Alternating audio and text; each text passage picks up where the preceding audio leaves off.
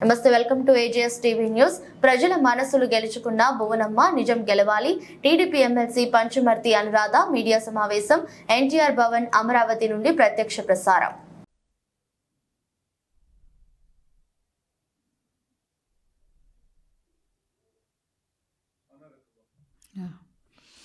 అందరికీ కూడా నమస్కారం అండి. 2023 సెప్టెంబర్ 9వ తారీఖు అది ఒక చీకటి రోజు. ఒక రకంగా తెలుగుదేశం పార్టీ ఈ రాష్ట్ర ప్రజలు మర్చిపోలేని దుర్దినం. ఆ రోజు చంద్రబాబు నాయుడు గారు భవిష్యత్ గ్యారంటీ ప్రోగ్రాంలో పాల్గొంటున్న సమయంలో జగన్మోహన్ రెడ్డికి కొమ్ము కాసే కొంతమంది పోలీసులు కారణం లేకుండా తప్పుడు కేసులు పెట్టి ఎఫ్ఐఆర్లో కూడా సరిగ్గా నమోదులు చేయకుండా అర్ధరాత్రి దొంగల్లాగా వచ్చి వారిని అక్రమ అరెస్టు చేయడం జరిగింది. తర్వాత రాజమండ్రి తరలించడం జరిగింది, నిర్బంధించడం జరిగింది.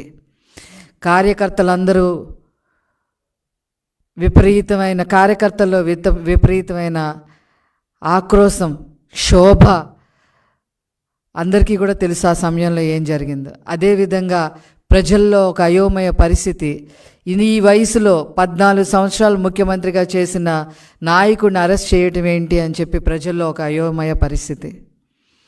అలాంటి పరిస్థితిలో ఇంకో పక్క నారా లోకేష్ గారు పాదయాత్రలో బిజీగా ఉన్నారు.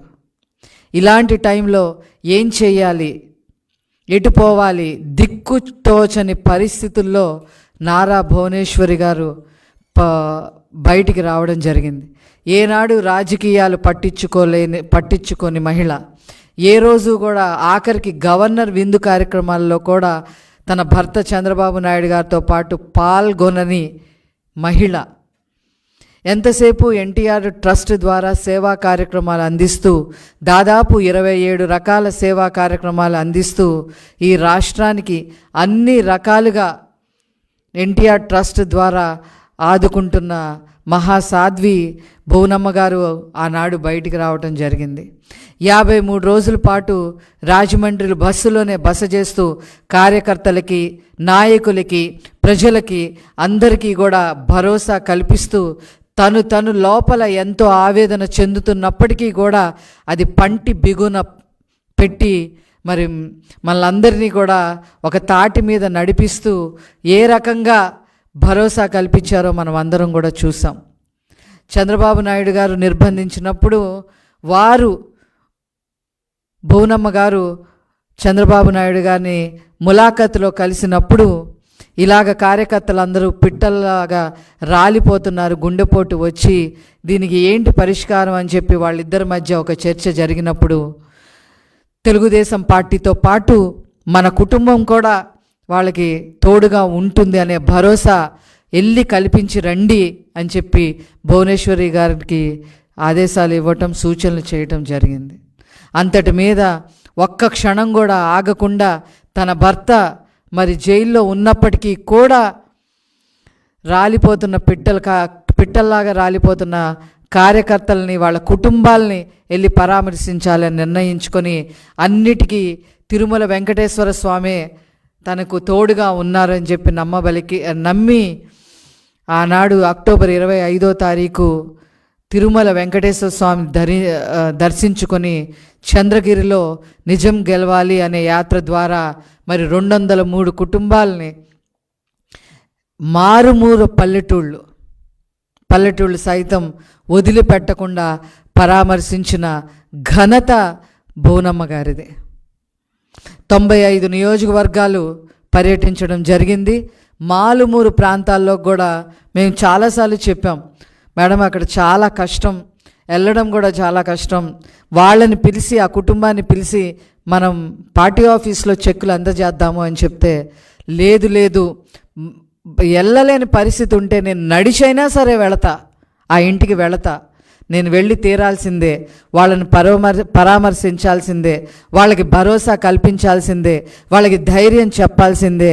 ఆ కుటుంబ పరిస్థితుల్లో ఒక 3 లక్షల రూపాయలు ఇవ్వటమే కాకుండా ఇంకేదన్నా వాళ్ళకి సహాయం కావాలేమో, ఇంకేదన్నా వాళ్ళ ఇంట్లో చదువులు ఎవరన్నా చదవాలేమో, ఇంకెవరికన్నా ఒక వైద్య సదుపాయం కావాలేమో, అవన్నీ నేను కనుక్కోవాల్సిందే, వెళ్ళి తీరాల్సిందే అని మంకు పట్టిన భువనమ్మ గారికి ఈ ప్రెస్ మీట్ ద్వారా వారికి పాదాభివందనం చేసుకుంటా ఉన్నా. ఎక్కడ కాంప్రమైజ్ అవ్వాల, వెళ్ళారు, పరామర్శించారు, కూర్చున్నారు, వాళ్ళ బాధల్ని విన్నారు, అన్నీ నోట్ చేయించుకున్నారు. ఎన్టీఆర్ ట్రస్ట్ ద్వారా ఎవరైతే పిల్లలు ఉంటారో వాళ్ళందరికీ కూడా విద్య సదుపాయాన్ని ఖచ్చితంగా కలగజేస్తామని చెప్పి వాగ్దానం చేశారు. ఆ ఇంట్లో పెద్దలు ఎవరన్నా అనారోగ్య పాలైతే వాళ్ళకి ఏదైనా సహాయం కావాలి అని అంటే వాళ్ళకి ఎన్టీఆర్ ట్రస్ట్ ద్వారా చేస్తామని చెప్పడం జరిగింది. అంతేకాకుండా కొంతమంది ఎవరైతే మరీ ఇక దీర్ఘకాలిక రోగాలతో ఉన్నారో వాళ్ళందరికీ కూడా అవసరమైతే నారా చంద్రబాబు నాయుడు గారు ముఖ్యమంత్రి అయిన తర్వాత ముఖ్యమంత్రి ఫండ్ ద్వారా కూడా చేయిస్తాను అని చెప్పి వాగ్దానం చేసిన మహాసాధ్వి మన భువనమ్మ గారు. 95 నియోజకవర్గాలు, 203 కుటుంబాలు, 9080 కిలోమీటర్లు, 25 పార్లమెంట్ కాన్స్టిట్యున్సీలు తిరగడం జరిగింది.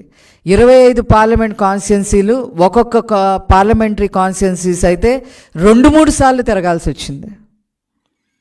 రూట్ మ్యాప్ సరిగ్గా కోయిన్సైడ్ అవ్వకపోవడంతో మరి 2-3 సార్లు ఒకే పార్లమెంటరీ కాన్స్టిట్యున్సీ కూడా తిరగాల్సి వచ్చింది.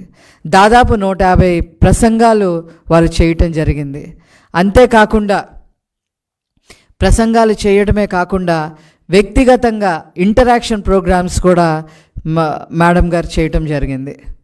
యువతతో ఇంటరాక్షన్ జరిగింది, ఫస్ట్ టైం ఓటర్స్తో ఇంటరాక్షన్ జరిగింది, గిరిజనులతో ఇంటరాక్షన్ జరిగింది, మైనారిటీలతో ఇంటరాక్షన్ జరిగింది, బడుగు బలహీన వర్గాలతో ఇంటరాక్షన్ జరిగింది.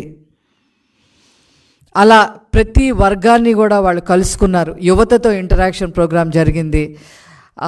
అదేవిధంగా ఈ ప్రోగ్రాంలోనే కళలకి రెక్కలు అనే ఒక పథకాన్ని కూడా భువనమ్మ గారు మరి రూపొందించి ఆ స్కీమ్ని కూడా విడుదల చేయటం జరిగింది. ఎవరైతే ప్రొఫెషనల్ కోర్సెస్లో ఉన్నారో వాళ్ళందరికీ కూడా 35 సంవత్సరాల లోపు ఉన్న వాళ్ళందరికీ కూడా ప్రొఫెషనల్ కోర్సెస్ ద్వారా వాళ్ళందరికీ ఎవరైతే ఒక ప్రొఫెషనల్ కోర్స్ చేయాలని అనుకుంటే వారు కనుక బ్యాంక్ లోన్కి కనుక వెళితే ఆ లోన్కి మొత్తం షూరిటీ నారా చంద్రబాబు నాయుడు గారే ఉంటారు అనేది ఈ పథకం యొక్క ఉద్దేశం. అంతేకాకుండా వాళ్ళు ఏదైనా లోన్ పెట్టుకుంటే వాళ్ళకి లోన్కి సంబంధించిన వడ్డీ మొత్తం కూడా ప్రభుత్వమే బరాయిస్తుంది, నారా చంద్రబాబు నాయుడు గారే బరాయిస్తారు అని చెప్పి ఆ స్కీమ్ యొక్క అర్థం. అలాంటి ఒక స్కీమ్ని కూడా మరి ఈ యాత్రలోనే వారు విడుదల చేయటం కూడా జరిగింది. అంతేకాకుండా ప్రజల యొక్క కష్టాలు నష్టాలు తెలుసుకోవటమే కాకుండా పలు చోట్ల అన్నా క్యాంటీన్లు కూడా ప్రారంభించడం జరిగింది. అలా మొత్తం టూర్లో కూడా ప్రతి చోట కూడా ప్రజాప్రభుత్వం రావాలి, అది తెలుగుదేశం ప్రభుత్వం అయితేనే అది ప్రజాప్రభుత్వం అవుతుంది అని చెప్పి ప్రతి చోట కూడా వారు మాట్లాడటం జరిగింది. అలాగే ఉత్తరాంధ్రకి వెళ్ళినప్పుడు అక్కడ బడుగు బలహీన వర్గాలందరూ కూడా తల్లడిల్లిపోయి మేడం గారిని కలవడం జరిగింది. అమ్మా, ఈ వైసీపీ ప్రభుత్వంలో, ఈ జగన్మోహన్ రెడ్డి ప్రభుత్వంలో గంజాయి బారిన పడి మా పిల్లలు నాశనం అయిపోయారు అని చెప్పి, కొంతమంది ఆత్మహత్యలు చేసుకున్నారు అని చెప్పి ఆ రోజు బడుగు బలహీన వర్గాలందరూ కూడా మేడం గారి దగ్గరికి వచ్చి కలిసినప్పుడు మేడం గారి కంట్లో నీరుని నేను మొదటిసారి చూడటం జరిగింది. అట్లాగే ఆంధ్ర కోస్తా జిల్లాల్లో, తూర్పు గోదావరి జిల్లాల్లో, అలాగే కోస్తా ఆంధ్రాలో మేడం గారు పర్యటించినప్పుడు అక్కడ ప్రజలందరూ కూడా వచ్చి ఈ వైసీపీ ప్రభుత్వం మీద ఉన్న కక్ష, కోపం, కసి ఆవిడ దగ్గర వెళ్ళగక్కినప్పుడు ఆవిడిచ్చిన ధైర్యం, భరోసా, నమ్మకాన్ని నేను చూడటం జరిగింది. అదేవిధంగా రాయలసీమలో పర్యటించినప్పుడు అక్కడ ప్రజలందరూ కూడా మేడం గారిని కలిసినప్పుడు, నువ్వు రాయలసీమ కోడలివి, ధైర్యంగా ఉండు, నీ పెనిమిటికి ఏమీ కాదు, ఈసారి మళ్ళీ ముఖ్యమంత్రి అయ్యి తీరతాడు, ఈ జగన్మోహన్ రెడ్డి ఖచ్చితంగా మళ్ళీ ఊసల లెక్క పెడతాడు, నీ ఉసురు ఊరికే పోదు, ఆరోగ్యం జాగ్రత్త, నువ్వు ధైర్యంగా ముందుకెళ్ళు, నువ్వు రాయలసీమ కోడలివి అని చెప్పి వాళ్ళు తన బుగ్గలు పట్టుకొని మాట్లాడిన తీరుని నేను నా కళ్ళారా చూశాను.